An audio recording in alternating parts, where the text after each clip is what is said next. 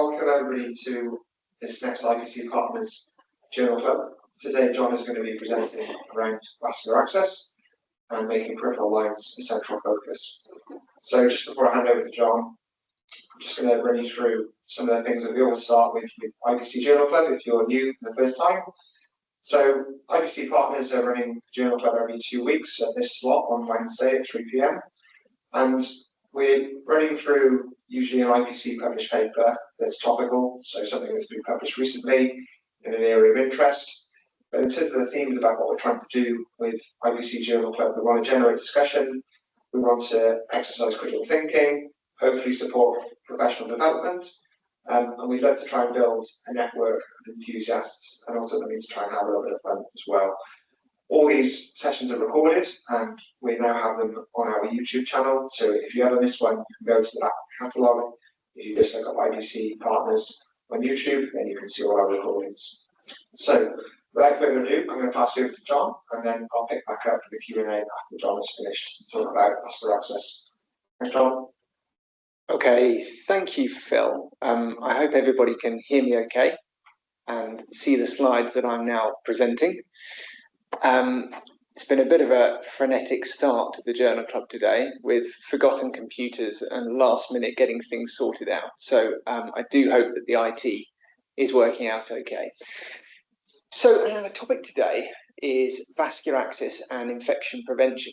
And we're going to try and make peripheral venous catheters a central focus. Now, why is that significant? Well, we as a community have spent an awfully long time focusing on preventing complications from central venous catheters. And that's absolutely right and proper.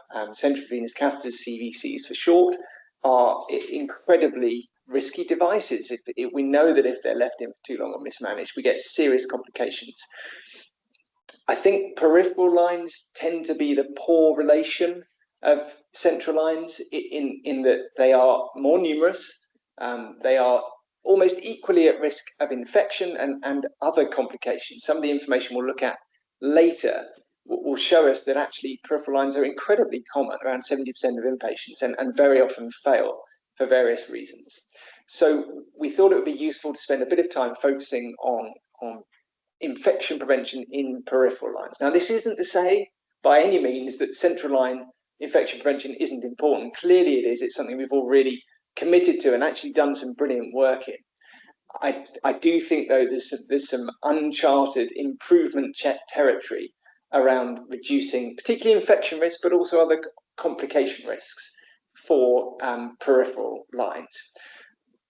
Also conscious that this week is Infection Prevention and Control Week, so it couldn't be a better time to talk about preventing infections from lines.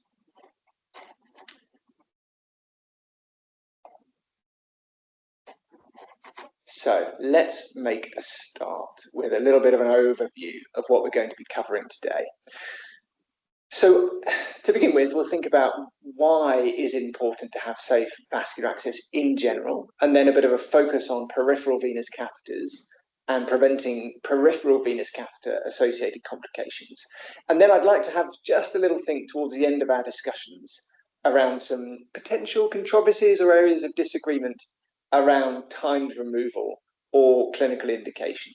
And then finally, how we go about hub disinfection. So before we get into the detail of why safe vascular access is so important, we're going to start with the really, really interesting, well, okay, maybe not that interesting, but important glossary. What do we mean? I've seen many different acronyms for all these different things, and I'm really just showing you these as a kind of as a statement of where I've got to with terminology around PVCs, around CVCs, around CRBSIs, PVCRBSIs and CVCRBSIs. So that's what I mean when I use those terms, and I hope that's useful. Okay, so why are we sitting here talking about the importance of safe vascular access?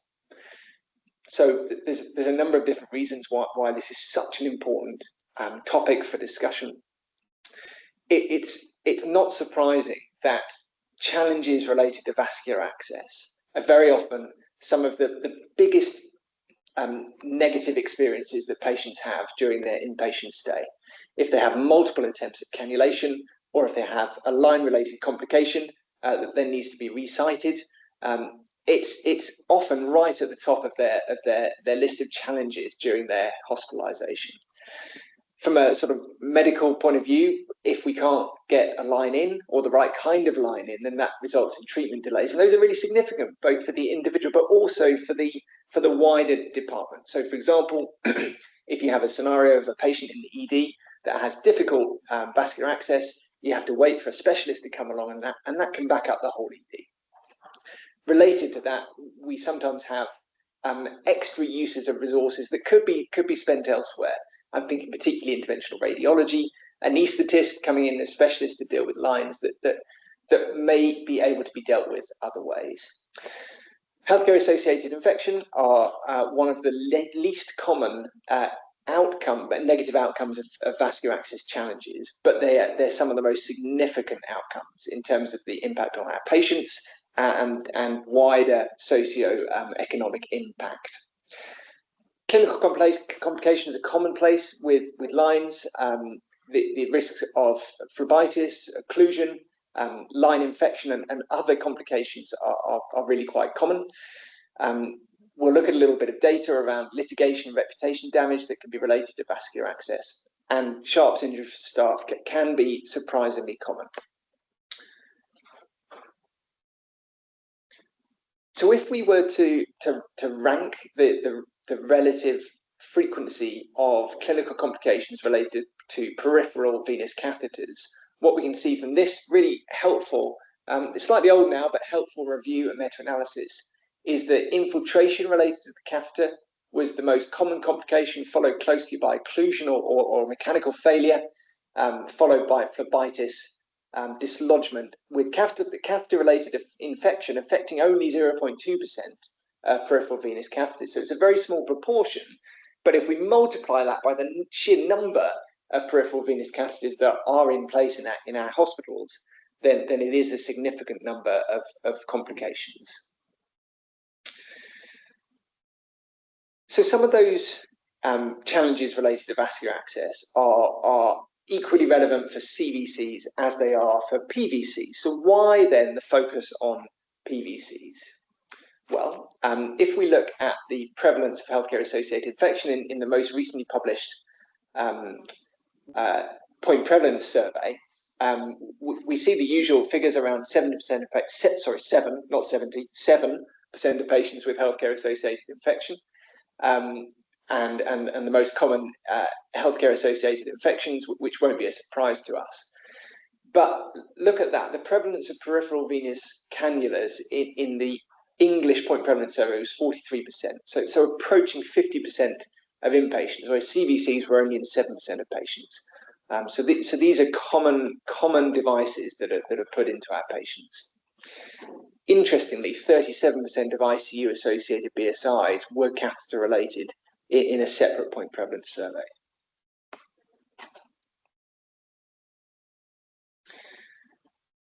So I mentioned before, we've had a right and proper focus on reducing risks related to central venous catheters. And what that has meant in this study here from Spain, but I think in other centres too, is that the incidence of central venous catheter-related bloodstream infection has significantly reduced over time.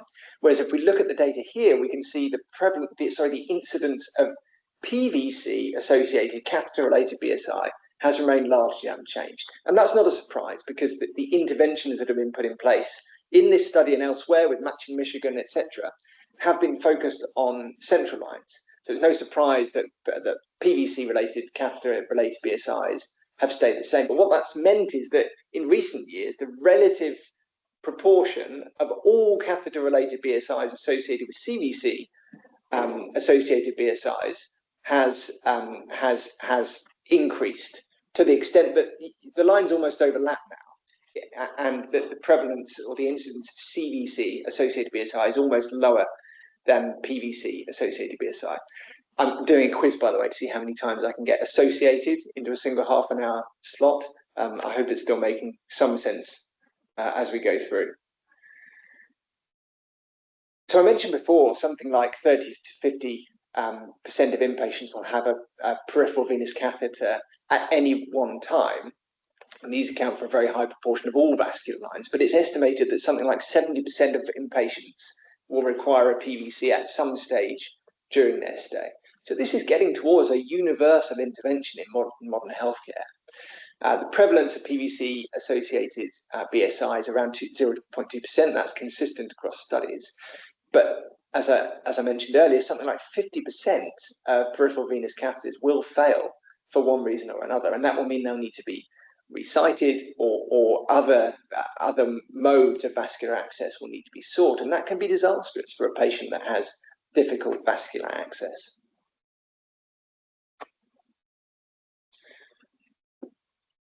So there's no indication that infections related to peripheral venous catheters are any less serious than infections related to central venous catheters.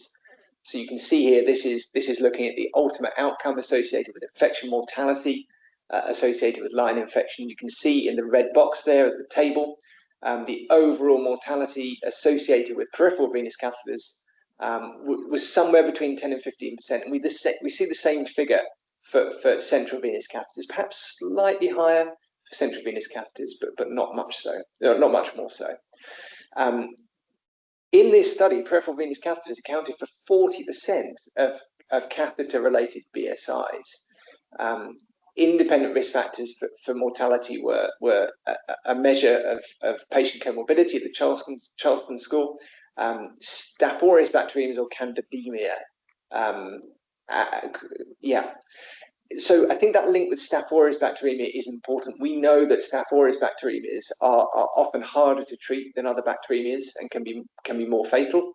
And the fact that these peripheral lines are often in parts of the body where Staph aureus is common, I think probably explains why the relative proportion of Staph aureus in PVCs is higher than in CVCs. There's a nice review, by the way, cited there, all about peripheral CVCs peripheral lines and BSIs. So it's probably a bit of an understatement to say that we use a lot of peripheral venous catheters. If we just take a very simple sum and look at the number of NHS admissions each year, around 16.5 million, if 70% of those require a PVC and 50% will fail, we're putting in almost 6 million PVCs every year that are failing and need to be recited or other vascular access sought. If we consider that each PVC costs £10 to insert, there's probably a bit of an underestimate. That's £57 million we're spending just on failed picks, and the carbon impact is significant too if you multiply the amount of plastic we're using and the other equipment and supplies that we need to cannulate, that then these costs cumulatively are expensive.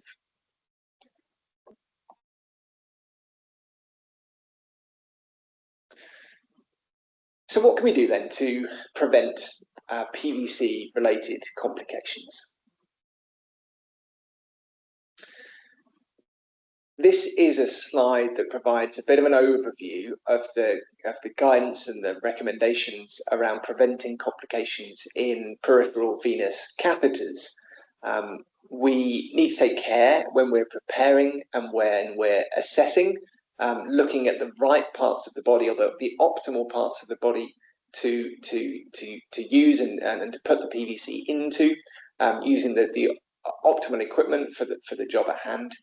Insertion is key, practicing aseptic technique and using skin antisepsis is vital too. Once the device is in, we need to take care of it, and there's several different ways that we can do that around securing, dressing care, inspection, when it should be changed, when it shouldn't. We'll come on to that in a minute. And also around the removal, there's a lot to be done. We need to remove PVCs in general as soon as possible. The sooner we take them out, the lower the risk. Most guidelines recommend removal of PVCs when clinically indicated. Some emergency PVCs placed in emergency settings should be removed within 24 and 48 hours and replaced once patients are admitted. So that's sort of individual patient care, and there's a lot we can do to make improvements to individual patient care. What about our more systemic improvements, looking at a ward or a hospital or even a hospital group? How can we begin to make some changes to improve our management of peripheral venous catheters and reduce the associated risks? Well, firstly, we need to put in fewer. I mean, that's to state the obvious, isn't it? Take better care of them when they're in and remove them as soon as possible. And if we do those three things, we are going to see benefits flow in terms of patient safety, saving money and improving sustainability as well. So there's a lot of studies published looking at interventions on a ward level or a hospital level to try and improve our practice related to peripheral venous catheters. This is a study from the US published in 2020. It was a bundle intervention, so we don't know which part of this bundle was the most important in improving the outcomes that they measured. It measured 207 catheters in 114 patients across the two groups, and their aim of this study, they hung it all together on aiming for one peripheral venous catheter per patient, and you can see that their baseline was significantly higher than the one the one per patient. There was around 2 per patient at baseline. And you can see the peripheral bundle is listed on the left around proficiency, insertion, vessel care, supplies and technology, and assessment and ongoing care. And by implementing this bundle intervention, they showed significant improvements in terms of successful therapy, in terms of how long the catheter was in for.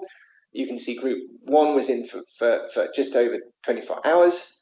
The complication rate was significantly lower, and the cost was also significantly lower. So they're able to show that a single catheter could be maintained for longer with this bundled intervention to date better care. Because group 1, their catheters only lasted a day, they had to put a new one in. Group 2, they were able to maintain their peripheral venous catheters and move towards that gold standard they'd set themselves of one peripheral venous catheter per patient. So it's powerful evidence, isn't it? This is just one of many to show that it can be done. We can make improvements on a strategic level and potentially a hospital-wide level in terms of peripheral venous cannulas. Okay, so I'm going to move into an area that maybe doesn't feel too controversial, but perhaps is a little bit controversial, and that's around routine replacement or clinically indicated replacement of a PVC. As we saw a moment ago, most of the guidelines recommend now clinically indicated replacement. So that's an ongoing process of carefully reviewing the lines and visually inspecting them to make sure there's no obvious impact or the line isn't going wrong. And that's moved from a previous recommendation that suggested PVC should be removed every something like 72 to 92 hours, regardless of whether they seem to be working okay. This is a systematic review and meta-analysis of randomized controlled trials that have compared directly routine or clinically indicated replacement. And you can see actually a significant increase in phlebitis occlusion and infiltration in the clinically indicated removal group, whereas no significant difference in local infection or line infection. So it's good there's no significant difference in these rare but significant line infections. But it's a bit of a concern that they did see an increase in phlebitis occlusion and infiltration. These are reasons why lines fail. There's a Cochrane review which takes a slightly different view on this issue. I think it probably reflects the uncertainty in the evidence base a little bit better. It talks again about no clear difference in rates of catheter-related BSI, but uncertainty about whether other issues are problematic with routine or clinically indicated rather than routine replacement. So I think probably for me, I think clinically indicated removal seems like the way forward. Otherwise, we're going to end up putting in a lot more PICCs than we need to. And if we do a good job of taking care of the peripheral venous catheters that are in, then I think clinically indicated removal is the way to go. If we have issues about line care, then perhaps there is an argument for time removal, perhaps in some circumstances. And in fact, the guidance effectively recommends time removal for emergent peripheral venous cannulation. What about hub disinfection? We've all heard scrub the hub. It's something we can all get behind. So I wonder if I was to ask you what's our compliance with scrub the hub as a procedure in your hospital? What do you think you would say? What would you come up with? There's not a lot of data on this, but there is some evidence that the average level of compliance with scrub the hub is around 65%. Now, it's a bit like a hand hygiene audit, isn't it? What do we mean by compliance? We could say for a hand hygiene audit, well, you put some gel on your hands, ergo you have completed your hand hygiene task. Or you could say, I'm not satisfied, you've put your gel on your hands, I need to see you rub it in, I need to see you let it dry before you get on to the next task. Similarly for scrub the hub, you could say, well, you've had a little scrub, that's fine. Or you could get out your egg timer, turn it on and make sure that scrub the hub is achieved for the correct duration with the right materials, etc. This is a slightly worrying study from India. If you look at the blue line here, the proportion compliance with scrub the hub started at 0%. I hope that nobody's down at 0%, but it shows that it does happen, at least in some parts of the world. But the reason I'm really showing this is to show that it is a modifiable outcome. It's something that we can improve over time with a little bit of effort. And in this study, they got it right up to 100%, which was largely sustained, at least to a fairly high level. Are we scrubbing the hub for long enough? Well, when we get out our egg timer, the answer is no. At baseline, scrubbing the hub was done for a median of 10 seconds. Following education, it was done for around 20 to 25 seconds, but it was only when the egg timer was out that 30 seconds was hit. Now, we could argue about how long do we need to scrub the hub for and what does the guidance say. That's a separate discussion, but I think this does show that there's work to be done on improving practice around scrubbing the hub. There are some alternative approaches. We could look at passive disinfection of the hub rather than active disinfection with scrubbing the hub. This is with a disinfecting cap. This is a nice systematic review and meta-analysis. Please note this is CVC associated BSI. There's significantly less evidence for PVC associated BSI and passive disinfection. But for CVC associated BSI, there's pretty compelling evidence in adults and children that passive disinfection using an antibacterial hub cap will result in fewer CVC associated BSIs.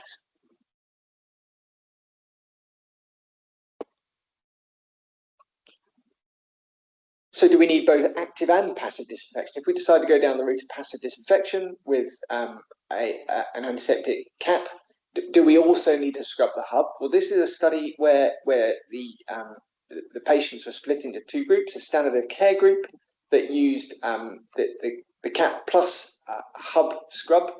The comparison group was the cap alone without a hub scrub, and there was no significant difference in the outcomes that they were looking to measure. So I think this is some evidence that you probably don't need to have both passive and active disinfection. So some thoughts for future studies maybe. Now this is a microbiological study, so I don't think it's sort of the gold standard in terms of outcome that should influence practice, but it's a stepping stone and an interesting finding, I think. So what can be done then? Trying to put it all together. Can we reduce PVC associated BSIs in a similar way to the reductions that have been achieved on CVC associated BSI? Yes, we can. There's good evidence that with interventions that are carefully thought out and well implemented, I'm sure we can go further in reducing the risk of PVC-associated BSI. This is a study. You can see the red bars in the top right-hand panel. They were seeing something like 8-9 PVC-associated BSIs per month in their hospitals following the implementation of the PVC bundle. You can see in November 15, they saw a real drop off a cliff, really, in terms of they called them PLABSIs. Not sure about that, point for discussion.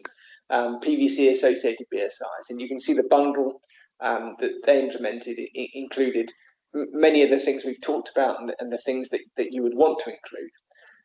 So that they showed this significant reduction in PVC-associated BSI. So yes, it can be done with concerted effort, with a carefully designed intervention bundle. I'm convinced we can improve the care of our PVCs and reduce the risk of PVC-associated BSI. So I'm looking forward to hearing your questions, but just before we do, let me just summarise. So vascular access failures in general have big impact for our hospitals and our patients. There's been loads of discussion and effort rightly on preventing CVC-associated complications, including BSIs, but PVCs are important too. They account for something like 20% of catheter-related BSIs, and around 70% of inpatients will require a PVC at some point during their stay. Many of those will fail, up to 50%. If we can find a way to reduce the number of PVCs we cite in the first place, take better care of them when we're in, and removing them as soon as we can, then I have no doubt that will result in benefits in terms of patient safety, money, and sustainability. We need to look at the controversies in the various points of guidance, but I think overall we have enough to go on. We have lots of evidence of what works. I think it just requires us to get our heads together and really focus on the issue of PVC-associated infections and other outcomes that we really can improve. So I'm going to stop there. I'll hand back to Phil, and we can let's see what questions you have. Thanks very much, John. Really good presentation. I made it a lot actually, so thanks for that. So yeah, just a reminder that the Q&A box is at the top of my screen. It might be at the bottom of yours, but you can use that. So there's just some free text, and you can click start discussion, and then you can type a question for John. So we're really interested to hear your thoughts and comments if you have any in the chat, but please use the Q&A for questions. I'll start, John. I really was interested in what you were talking about in terms of removal, about whether or not it's clinically indicated or time indicated. And obviously talking about potentially moving towards more clinically indicated. Have you got any advice about how we can actually ensure that that's being done on the ground level, and empowering people to potentially look to remove based more on clinically indicated? Yeah, I think if you went out there and had some conversations with staff working on the front line, what you must well find mixed views on this issue and what people think is the current guidance. I've certainly spoken to a few colleagues that are surprised to hear that the guidance has moved to clinically indicated removal. So I think probably a bit of awareness, a bit of conversation at various levels of the organisation around what is the current evidence around timed or clinical removal.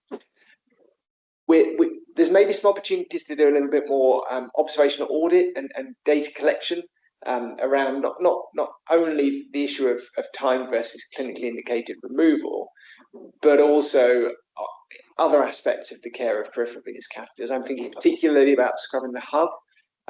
We don't typically audit that at all in the same way that we do hand hygiene, and yet we know that it's a really impactful intervention to reduce line-related infection. So whilst I'm fully conscious everybody is absolutely flat out, the last thing we need is another audit to accomplish.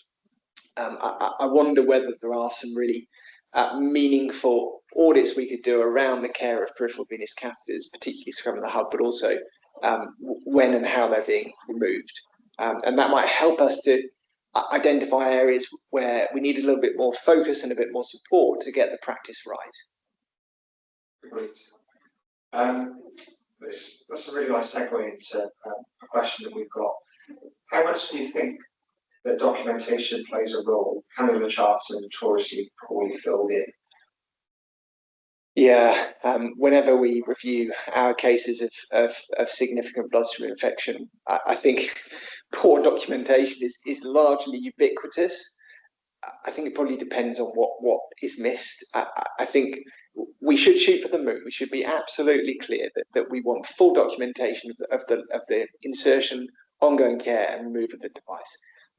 Absolutely right. How much of that will really influence directly poor patient outcomes can be difficult to tell. I think perhaps let's focus on the biggies. If we've got devices that are in patients and are not recorded in our patient record, that's got to be a red flag. And equally, if we have devices that are no longer in the patient but are not matching the records, again, that should be a real red flag. So I do think it's a significant issue. I do think it's something that we need to evangelize about and get people to improve. Can we directly link it to outcomes? Not all the time, but certainly I think we can. I've certainly been involved in looking at cases where there's been a peripheral line that's been in situ for some time. It hasn't been documented at all, and then has been a cause of a future issue. And clearly that's something where I think the lack of documentation of the line, it's difficult to say that wasn't a factor in the subsequent issues with that line. Great, thanks, John. And just a follow-up comment to say that Morris asked that question. They're working on doing that electronically at their trust. So, oh, that's cool. So we've recently implemented an electronic patient record, and that has huge potential actually for driving good practice related to the documentation and ongoing management of lines. However, it introduces challenges of its own as well. So it's a bit of a double-edged sword, but overall, it's a positive step forward to move towards an electronic platform for monitoring line care, I think. Thanks, John. I think your data that you presented around education, around Scrub the Hub, shows that we can make a difference if we put some focus into kind of improving some of these practices that should be in place or done better. So education is always key. If you've got a view on this, John, there's a question about optimal placement or optimal spot for PVC placement. Do you have a view on that? Yeah, I mean, it would depend on the setting. It would depend on the patient. Antecubital fossa should generally be avoided. That's the advice, unless there's no other options. But I really do think it depends on the patient and the task at hand. Thanks, John. I was also really interested in the data you were showing around passive and active disinfection when we're talking about the hubs. Do you know what chemicals or disinfectants or antiseptics are used when you have those passive disinfection hubs? It's alcohol. It's just alcohol, and that seems to be effective, based on the evidence that's been seen. I mean, we know that the activity spectrum of alcohol is quite limited in terms of microbiology issues, but most of the issues with line-related infection and colonization are due to vegetative bacteria. So we're not having to deal with endospores here in almost every circumstance. So alcohol seems to be effective. Great, thanks for that. This is a really interesting question. Should bundles now include ultrasound cannulation, as this is becoming very common? Short answer, yes. I think it's a great tool. We know from the evidence of ultrasound guided insertion that it definitely improves patient outcomes. There are some financial and some logistical and some sort of operational training barriers related to universal access to ultrasound guided insertion, but definitely it's something we should be looking at, including in our bundles for sure. Great. Related to what I was talking about earlier in terms of disinfectant caps, and saying, there's a comment in the chat here about how they're not necessarily environmentally friendly because they're single use and the cost being involved. Yeah. So I just wondered if you had a view on, should we be promoting one or the other, or should we concentrate on Scrub the Hub and active? Yeah, it's a conundrum, isn't it? Because this whole issue of vascular access is couched in a not massively sustainable bubble, in that we're putting in plastic devices, and we're putting in a lot of plastic devices. And we're adding an additional layer of plastic device if we're using disinfectant hubs. But when we're scrubbing the hub, often it's using some kind of wipe anyway. So I don't think there's an environmentally perfect solution to this. But perhaps things could be looked at in terms of the materials that are being used for the passive disinfection. That may be somewhere where there could be a technological solution. There's some early phase research looking at different ways to disinfect the insertion site in particular, and UV or other chemicals, for example, and that could be something to explore. Not available but yet, early phase, but certainly something we could be exploring in the future. Thanks, John. I was shocked by the percentage which failed. And when you applied that to the 16.4 million admissions that we have and the number of failures that resulted in, is maybe there's more work to be done about reducing failure rate, and then that has better implications for environmental impact, cost further down the line. Perhaps we should be putting more focus on reducing the failure rate of these catheters. Yeah, I think that's exactly right, and a very good strategy in principle. And we can definitely do a lot to preserve the lines that we're putting in around. We've mentioned documentation, ongoing care, perhaps passive disinfection, perhaps chlorhexidine impregnated sponges at the point of insertion as well. Something I didn't mention during the talk, but there's certainly some strong evidence for that, particularly for central lines. So I think there's a really powerful argument to try and reduce the number of PVCs we're putting in per patient, as per the study we looked at, aspiring for 1 PVC per patient, and then the benefits will flow. Definitely, couldn't agree more. I think what you were saying about bundles as well, and showing how they can make a difference. Have you got a view about what makes an effective bundle in terms of trying to reduce infection rates in PVCs? Yes, I think probably in general terms, there's a temptation to try and do everything. If we were to go back to the slide that had the full Monty, the full list of everything we could do to reduce complications from peripheral venous catheters, we could try and implement a bundle that would have improved insertion, that would have improved ongoing care, that would have improved removal.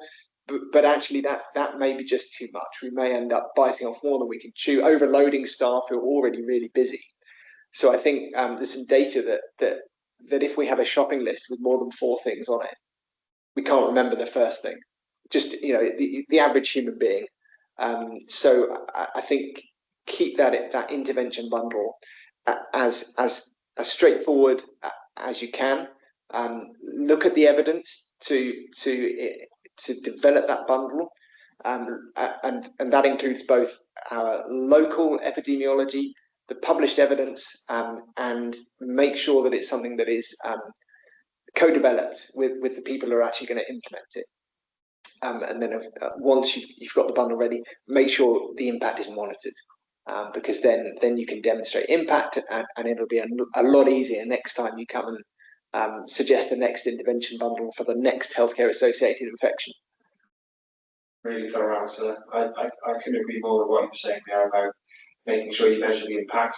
And I think sometimes there's so much effort and resource goes into implementing the bundle and all the work that has to go on beforehand, that sometimes you need to make sure that you follow it all the way through to measure that intervention. Because ultimately, we want to show that they have benefits to the patient, their safety, and the organisation. And so the more data we can gather, the better. Just a comment in the chat here about optimal spot for PVC placement. Steve says that forearm is the gold standard. The long bones act as a natural splint, generally good size, straight veins located there, and many veins located away from nerves and arteries, and located away from joints. So I thought it was a really good answer to share with everybody online. Good point, thanks. I think one final question. It's a vague one, but I'm going to ask it anyway, John. Are there any studies relating to community line infections? Yeah, I mean, it's tricky, isn't it? I work in acute healthcare, and I'm conscious that so much of what I say is coloured by my acute healthcare lens, but actually so many of you and our colleagues work out in the community, and things are different challenges, different patient groups, different drivers of success and failure. I think the principles that we've talked about are absolutely relevant wherever you're working. You know, a line is a line is a line, a patient is patient with the kind of core principles. But perhaps I can go back to that idea of understanding your local context and your local epidemiology to understand whether we're going for the right thing. So, for example, if you're working, this isn't so relevant to community, but if you're working in a setting where you've got big issues with central venous catheter related BSIs, and you launch an intervention bundle based on peripheral lines, that doesn't make sense. So I think we need to inform our strategy and make sure that it's co-developed with those who are going to actually be implementing it. Great. Thanks a lot, John. Thanks again for presenting a really interesting, thought-provoking session. I've got lots of notes here, and I learned an awful lot. I hope everybody online joined and enjoyed it, and thank you for engaging in discussion as always. I've just put a link there, so all our previous IPC partners recordings are available to watch on our YouTube channel. We've got our next session planned for 2 weeks' time on the 6th of November, so keeping that time slot at 3 o'clock. We're waiting to confirm the subject and presenter, but if you follow the link to the website, which I'm just going to pop in the chat now, you can see all the schedule. And you can also join our mailing list, which you won't be spammed with. It will just give you the schedule that's coming up for most recent and new upcoming IPC partner journal clubs. And just a final note to say that IPC Journal Club is hosted by IPC partners, a collaborative experts providing independent IPC advice to healthcare professionals and corporate partners. And you can contact us there on that email address if you've got any questions. So thanks again to John, and we'll hopefully see you all in 2 weeks' time on the 6th of November. And look out on the mailing list for our topic and our presenter. Thanks very much.